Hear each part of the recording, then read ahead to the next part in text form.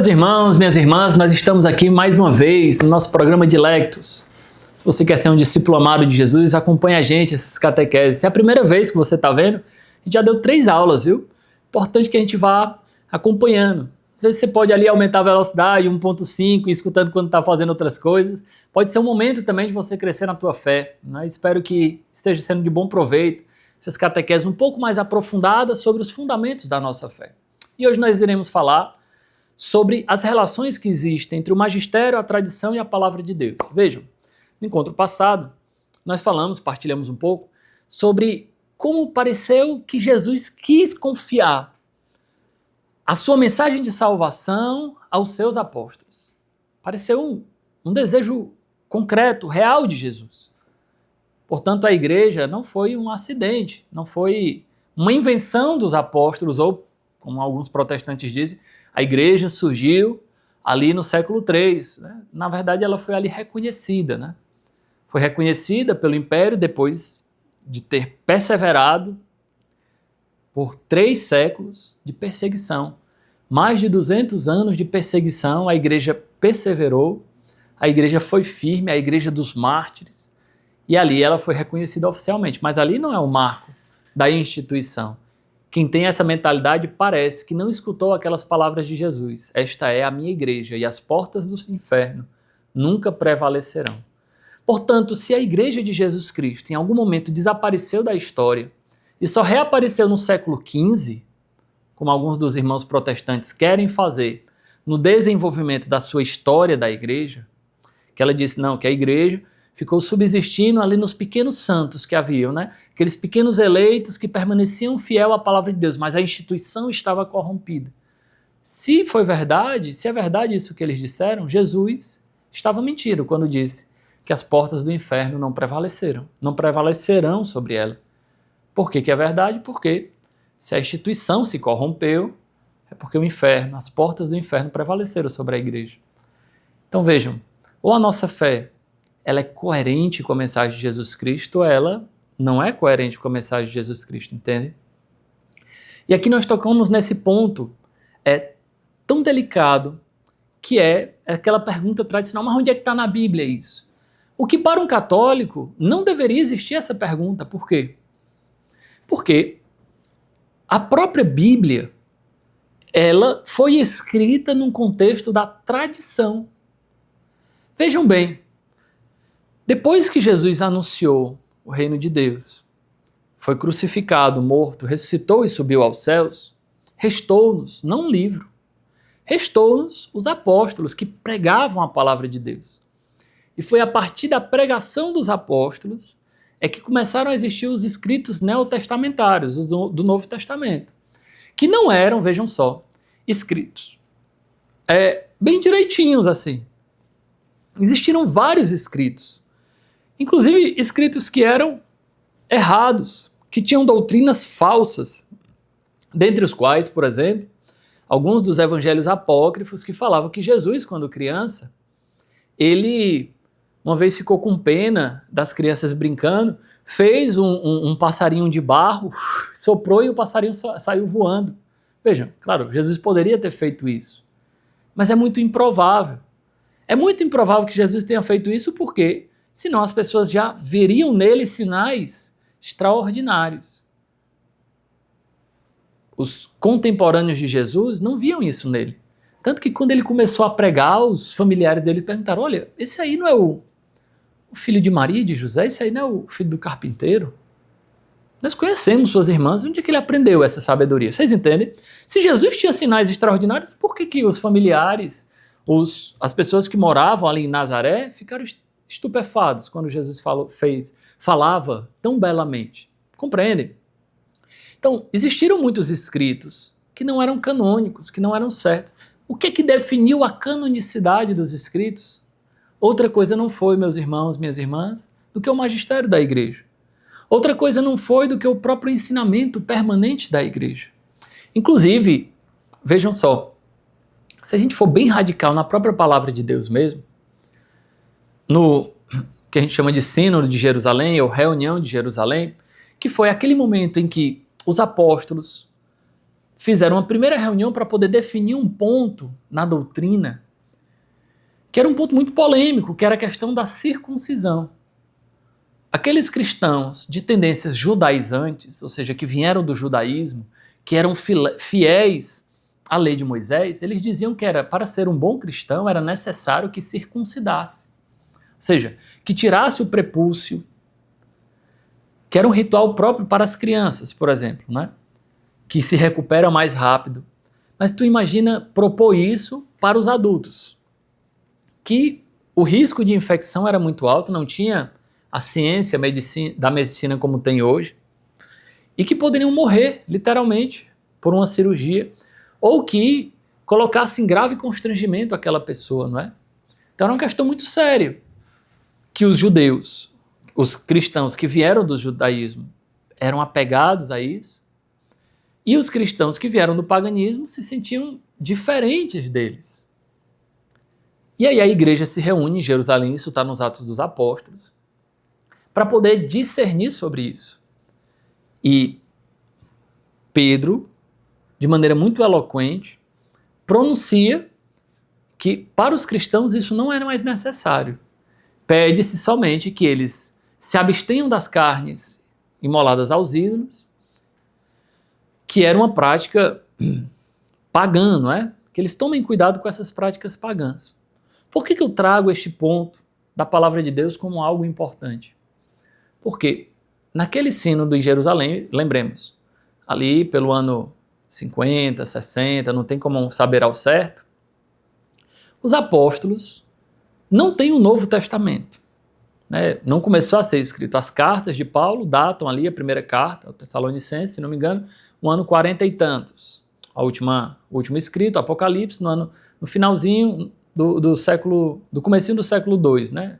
Ano 105, 107, por ali. Então, nesse ano 50, ainda não tinha as cartas de Paulo, mas não era largamente divulgada ainda.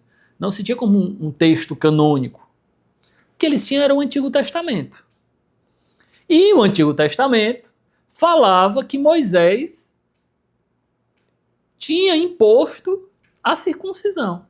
Então, nós nos encontramos dentro da reunião dos apóstolos, com os apóstolos decidindo algo que vai contra a palavra de Deus escrita. Contra, entre aspas, né? Vocês me entendem. Porque literalmente Moisés tinha falado que isso era uma obrigação do povo judeu. Era uma marca de consagração. Os apóstolos agora interpretam essa circuncisão, mas não mais de uma maneira literal. Mas agora a circuncisão do coração.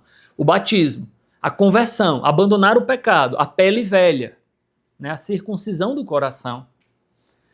Por que é importante isso? Porque parece que os próprios apóstolos, neste primeiro momento, interpretaram a Sagrada Escritura, dando a ela um significado diferente do que os judeus viam. Mostrando, na verdade, que os apóstolos, com o Espírito Santo, é interessantíssimo que nos Atos dos Apóstolos, determinadas vezes, os apóstolos dizem, nós e o Espírito Santo decidimos, com a guia do Espírito Santo, que é a garantia da verdade na igreja. A garantia da verdade na igreja não é pela infalibilidade dos homens, pelo intelecto humano. A garantia da verdade, ou carisma da verdade que subsiste na igreja, se dá pela crença de que o Espírito Santo continua a guiar a sua igreja. Assim como o Espírito de Jesus guiou o corpo humano de Jesus, o Espírito Santo continua a guiar o corpo místico de Jesus, que é a igreja. Entende? Então vejam, existe, portanto, uma antecedência não só histórica, mas também teológica do magistério, da tradição em relação às Escrituras. Porque primeiro existiu historicamente, os escritos foram feitos, como eu já falei, daquela data, do ano 40 mais ou menos ao ano 100, certo? E depois, esses escritos não eram unânimes. Dentro desses diversos escritos cristãos, carta de Barnabé, Pastor de Hermas, vários escritos, alguns deles eram inclusive muito lidos na catequese cristã. O Pastor de Hermas, por exemplo, até o século IV, nós vamos encontrar diversas referências dos padres da igreja como esse livro sendo usado para a catequese. Porém, depois foi visto que ele não era um livro canônico. É um livro que, por exemplo, nós não temos nenhum acesso a ele hoje. É até difícil de encontrar o livro do Pastor de Hermas. Porque ele está errado? Não. Inclusive, é um livro que é feito uma leitura mais espiritual, né? Os padres da igreja sempre faziam uma leitura espiritual sobre esse livro. Mas é um livro que necessariamente tem errados. Não. Mas a igreja discerniu, o magistério da igreja. O que é o magistério da igreja? Os padres e os bispos. De modo especial, a gente chama de padres, não necessariamente os sacerdotes, né? O que a gente chama de padres da igreja são aqueles homens que no primeiro século do cristianismo desenvolveram a teologia para combater as heresias, que foi essas heresias do começo do cristianismo foram fundamentais para definir a doutrina. Entendam, meus irmãos. Então existe uma precedência histórica, mas também teológica. Teológica por quê? Porque os escritos, a palavra de Deus escrita, ela serve para nós como uma norma non normata. De fato, ela é a norma que não é normatizada por nenhuma outra norma, ela é a norma absoluta da fé. É na palavra de Deus que a revelação, uma parte da revelação está na palavra de Deus escrita, não é? Que está a norma da nossa fé. Porém, a palavra de Deus, a Bíblia, por si só, ela não consegue transmitir toda a riqueza da revelação. Inclusive, essa é a tese de doutorado do nosso querido Papa Bento XVI, baseado em São Boaventura. É uma tese voltada ali para uma teologia mais agostiniana, né? Agostiniana. Ele vai mostrar que a revelação de Deus é maior do que a palavra de Deus, porque a palavra de Deus não conseguiria conter toda a revelação. Então vejam, é claro que a palavra de Deus ela é norma absoluta da fé. Isso aqui não é o questionamento aqui, certo? Mas sigam essa linha de raciocínio que eu quero transmitir para vocês agora. Mas a palavra de Deus, por si só, ela não fornece de maneira apodítica, né, assim, de maneira firme, de maneira sem dúvidas, todos os pontos da nossa fé. Tanto que existiram diversas heresias no começo do cristianismo. Dentre as quais, heresias que negavam a divindade de Jesus. Claro, mas Deus, Jesus fala, eu e o Pai somos um. Sim, mas numa determinada interpretação, quando Jesus diz isso, não poderia ser somente uma unidade moral, não. Uma unidade de vontade. Depois a igreja falou, não era só uma unidade de vontades, uma unidade moral, uma unidade ontológica entre o Pai e o Filho. Até a formulação, por exemplo, do dogma da Trindade não é explícito na palavra de Deus. Em nenhum momento da palavra de Deus tem escrito a palavra Trindade. Em nenhum momento tem uma prova apodítica, ou seja, é uma prova sem a qual não, né? Como diz no direito sine qua non, né? Que a Trindade é um só Deus em 3 pessoas. Existem diversos enlaces, existem diversas referências, mas não existe uma prova. Tanto que as heresias trinitárias reinaram no século III ao século V. Santo Agostinho bateu fortemente em várias heresias trinitárias. Se a palavra de Deus provasse por A mais B que não era, que era uma trindade, um só Deus em 3 pessoas, não precisaria ter um concílio para poder proclamar solenemente isso, vocês entendem? Isso mostra que também a palavra de Deus, portanto, ela não deve ser lida sozinha. Como o próprio Pedro diz, nenhuma profecia deve ser interpretada de maneira humana, vista que ela não foi professada, não foi proclamada de modo humano, mas inspirada por Deus. Então, o mesmo Espírito Santo que guiou os autores sagrados a escreverem a palavra de Deus, esse mesmo Espírito Santo guia a igreja para interpretar a mesma palavra de Deus. Portanto, a interpretação da Bíblia é um carisma, uma graça própria da igreja. Compreende? É por isso, meus irmãos, minhas irmãs, que a interpretação da palavra de Deus fora do núcleo da igreja gera tantas divergências. Tantas divergências. Mesmo hoje, por exemplo, com uma teologia tão avançada, onde a gente já tem claro que na palavra de Deus o dogma da Trindade é uma verdade infalível, a divindade de Jesus é uma verdade infalível, que são dogmas. Quando eu digo dogma, quer dizer, são verdades de fé que não estão comprovadas apoditicamente na palavra de Deus. A divindade de Jesus não é uma comprovação categórica que está na palavra de Deus. Não, existem enlaces que foi necessário uma proclamação oficial da igreja. Mesmo hoje, por exemplo, como a palavra de Deus ela é muito complexa, ela fornece base para interpretações diferentes. Por exemplo, nas próprias igrejas evangélicas, se você perguntar sobre o julgamento final, há divergência. Alguns deles, por exemplo, baseados na mesma palavra de Deus. Alguns deles, por exemplo, vão dizer que quem morreu já está no céu, ou seja, já houve um julgamento particular, e outros vão dizer que não, que estão na mansão dos mortos esperando, estão dormindo, esperando para a ressurreição de Cristo e haver o julgamento. Ou até mesmo como vai acontecer o julgamento. Alguns protestantes dizem que vai haver um arrebatamento, outros não se preocupam com essa doutrina do arrebatamento, entendeu? Então, existem divergências baseadas na mesma palavra de Deus. É por isso que nós, meus irmãos católicos, precisamos do magistério da igreja para nos dar a segurança da fé. Guiados pelo Espírito Santo, não por interpretações humanas, por interpretações pessoais, mas guiados pelo Espírito Santo, nós nos deixamos conduzir pela fé da igreja. Volto a dizer, uma fé que não é minha, uma fé que não é sua. Infelizmente hoje, com a multiplicidade de opiniões e sendo muito mais divulgado pelas redes sociais, nós temos a tentação de ver essas questões como opiniões. Isso é uma opinião sua, padre Deusimar. Mas já outra pessoa, o pastor fulano de tal, o padre fulano de tal, tem outra opinião.